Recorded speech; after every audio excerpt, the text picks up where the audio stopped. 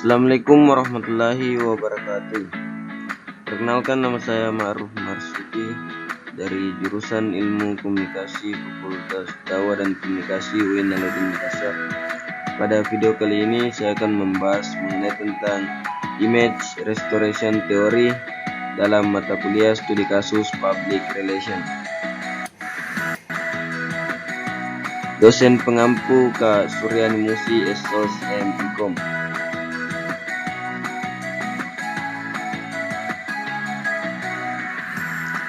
A. Image Restoration Theory. Teori image restoration dapat diterapkan dalam konteks individu dan kelompok atau organisasi, yaitu membahas respon individu atau organisasi saat citra positif dan reputasinya terancam.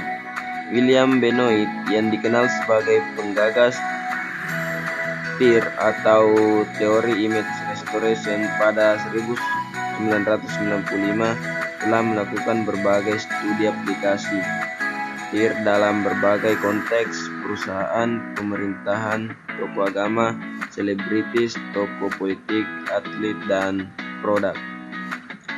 Teori image restoration juga disebut teori repair karena membahas upaya memperbaiki atau merestorasi citra dan reputasi buruk. TIR merupakan pengembangan dari teori apologia dengan mengintegrasikan konsep apologia, termasuk konsep apologia dari Ware dan Google dan konsep kategori dari Halford Ryan, sama seperti apologia dan teori SCC. Benoit membangun teori ini berdasarkan pendekatan retorika.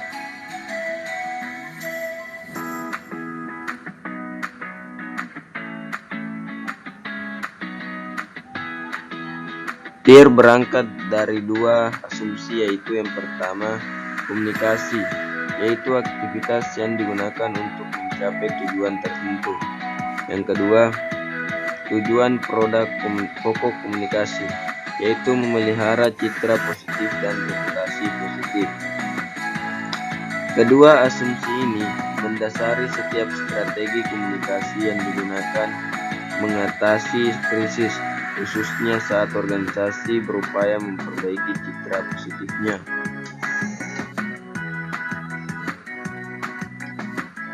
B. Citra. Jeffkins mengartikan citra sebagai kesan, gambaran, atau impresi yang tepat sesuai dengan kenyataan atas sosok, keberadaan, berbagai kebijakan, personil atau jasa-jasa dari suatu organisasi atau perusahaan. Citra juga dapat diartikan sebagai persepsi masyarakat dari adanya pengalaman, kepercayaan, perasaan, dan pengetahuan masyarakat itu sendiri terhadap perusahaan, sehingga aspek fasilitas yang dimiliki perusahaan dan layanan. Citra merupakan persepsi masyarakat terhadap jati diri sebuah organisasi atau perusahaan, serta didasari atas pengetahuan masyarakat atau dugaan masyarakat terhadap organisasi atau perusahaan tersebut. Citra merupakan image yang berarti perasaan, gambaran diri publik terhadap perusahaan, organisasi, atau lembaga. Kesan yang dengan sengaja diciptakan dari suatu objek, orang, atau organisasi. C. Pembentukan citra.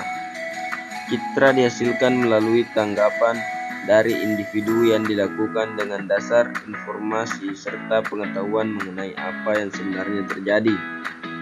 John Nipono menyampaikan adanya pembentukan citra yang digambarkan melalui rangsangan, persepsi, kognisi, motivasi, dan sikap. Model pembentukan citra dari John melengkapi bahwa proses pembentukan citra dapat dilalui dengan beberapa tahapan atau faktor. Tahapan-tahapan tersebut terdapat stimulus, persepsi, kognisi, motivasi, sikap, tindakan, dan respon.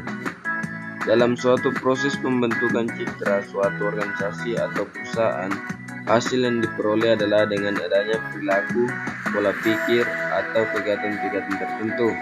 Usaha dapat dilakukan untuk memastikan adanya suatu pengetahuan mengenai citra dari suatu perusahaan atau organisasi di dalam benak masyarakat. Salah satunya adalah dengan penelitian. D. Dimensi citra. Citra yang melekat pada setiap perusahaan atau organisasi dapat dilihat dari berbagai dimensi citra itu sendiri. Phil menjabarkan dimensi citra menjadi 6 bagian, antara lain: A. Dinamik, yang terdiri dari aktif, attention getting, pioneering, goal oriented. B. Kooperatif, yang terdiri dari eager to please, friendly, well liked. C. Business, yang terdiri dari persuasif, shrewd, well organized, dan wise. D. Karakter, yang terdiri dari ethical, reputable, respectable. E. Successful, yang terdiri dari financial performance dan self confidence. F. Withdrawn, yang terdiri dari aloof, cautious, dan secretive. Untuk memahami restorasi citra, terlebih dahulu harus didefinisikan apa yang merusak citra, yaitu apa yang merupakan serangan, krisis, atau ancaman. Menurut Benoit pada tahun 1997, serangan terhadap citra seseorang, wajah atau reputasi terdiri dari 2 komponen, yaitu yang pertama, tindakan yang tidak diinginkan terjadi, dan yang kedua, Anda bertanggung jawab untuk bertindak. Dari 2 hal di atas, restorasi citra dijadikan sebagai upaya penting dalam menghadang krisis agar tidak jatuh lebih dalam. Reputasi organisasi pada umumnya rusak atau terancam ketika persepsi halayak memburuk terhadap perusahaan mereka. Benoit juga menunjukkan bahwa ada hubungan proporsional antara berapa banyak reputasi akan hancur dan sejauh mana peran seseorang di dalam organisasi tersebut untuk bertindak. Menurut Benoit, ada 5 strategi yang dijalankan dalam restorasi citra, yaitu yang pertama, denial. Strategi penyangkalan ini merespon seluruh tuduhan yang diutarakan kepada organisasi melalui penyangkalan, baik simple denial yaitu menolak mereka bertanggung jawab, ataupun shifting the blame yaitu mereposisi bahwa yang salah adalah pihak lain. 2. Evasion of responsibility. Ada 4 strategi yang dijalankan, yaitu provocation, defeasibility, accident, dan good intention. 3. Reducing the offensiveness. Ada 5 strategi terdiri dari bolstering, minimalization, differentiation, attack the accusers, and compensation. 4. Mortification atau menutupi aib atau malu, yaitu organisasi meminta maaf atas kejadian yang terjadi.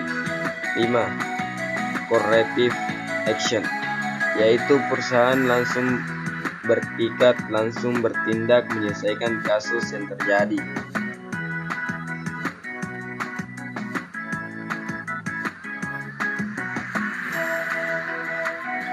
Contoh kasus pada image restoration theory.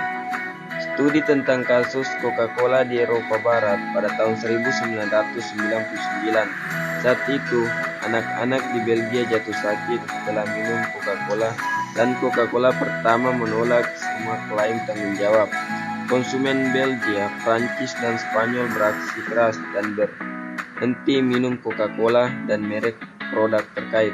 Negara tetangga lainnya seperti Swedia, Norwegia, Denmark tidak bereaksi kuat terhadap strategi komunikasi yang sama. Sebuah penelitian mendapati Belgia, Prancis, dan Spanyol memperoleh skor sangat tinggi dalam menghindari ketidakpastian atau kecemasan yang tinggi untuk tidak terduga, risiko rendah, mengambil kepedulian terhadap keamanan, keselamatan, dan aturan eksplisit. Sedangkan Swedia, Norwegia, Denmark memiliki skor rendah. Amerika Serikat, negara asal Coca-Cola, di kedua kategori. Untuk menjaga kredibilitas dengan para stakeholder, manajemen harus bereaksi dan merespon dengan tepat. Informasi dikelola secara efektif dan diberikan pada saat yang sama kepada semua pihak yang terkena dampak.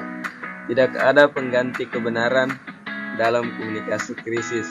Penipuan dan rekayasa oleh organisasi, baik sebelum, selama, atau setelah krisis, akhirnya diungkap oleh media.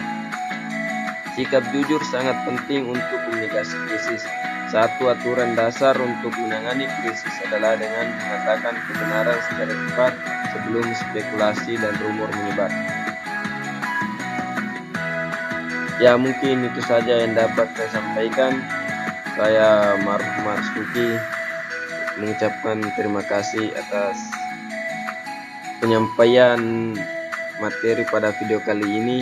Sekian dan terima kasih. Assalamualaikum warahmatullahi wabarakatuh.